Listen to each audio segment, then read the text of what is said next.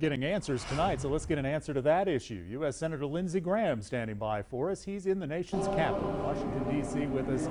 Senator Graham, the CARES Act funding going away. Will schools in South Carolina be getting some federal help to pay for things, for Wi-Fi access to students, for example?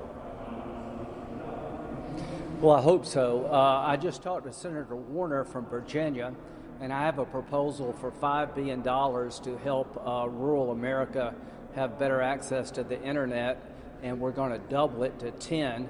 So there are spots in South Carolina you might as well be on the moon when it comes to high-speed internet, and we need to close that gap quickly to allow distance learning. And when it comes to going back to school, excuse me, in person, the House and the Senate have $105 billion set aside to help schools go back safely. About that issue, there are school districts, and we're going to have the Greenville County Superintendent on in just a little bit, that are running massive deficits this year because they are having to cover for extra safety measures, extra social distancing, as well as, Absolutely. Frankly, the economy is having a tough time here. Will there be a deal in the Congress to give more direct funding either to districts or to states to distribute to those districts? There has to be.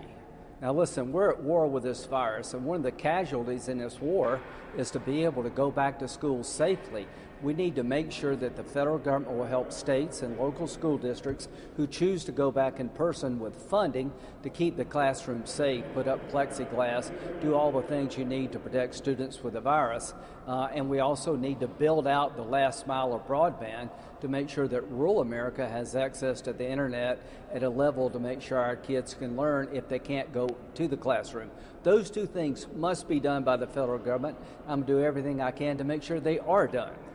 And Senator, when you joined us in our coronavirus town hall a couple of months back, you were very clear in saying there would be a second wave of this virus as we went into the fall and the winter months. Yeah. This first wave has already killed 1,600 people in South Carolina. If there is going to be a second wave, if you're right about that, is it safe to put kids back into these schools with the teachers and the custodial staff? Well, what we know now, children do not transmit the virus. They handle it a lot better than adults. There's a cost of not going to school. There's a cost of keeping parents out of the workforce. So Bill Gates said today that he believed it was best to go back to school in person, but it has to be done safely. I'll leave it up to South Carolina school districts what choice they want to make, but the federal government needs to help with that choice. There needs to be money to safely go back to schools. This has been a burden on our school system. They don't have the money, so the federal government needs to fill in the gaps financially. And I will end on this. The broadband issue is huge. Telemedicine, one way to keep people off the road is deal with them, the doctor and the patient, without having come to the office. Telemedicine needs high-speed internet. Virtual learning needs high-speed internet. I am determined to make sure that South Carolina gets high-speed internet in every corner of our state. And Senator, our president and our governor have been adamant about face-to-face instruction for students in South Carolina and around the country. Yeah. But, you know, districts are different. Oconee and Cherokee are very different places. Right. Greenville is different. So you would allow, it sounds like, for different districts to not have in-person learning depending on the virus. I didn't get elected to run school districts. I got elected to help my state and the nation as a whole.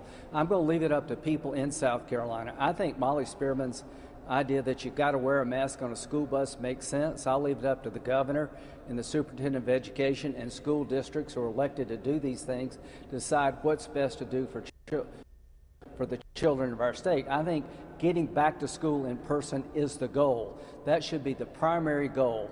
And not to go to school in person, there should be a very good reason we can't do that. But one way to make sure we can go to school in classrooms is for the federal government to reconfigure these classrooms to make it safe. The downside of not going to school in person is very real to parents and children. Yeah. All right, Senator Lindsey Graham, we do appreciate your time with us this evening. Thank you.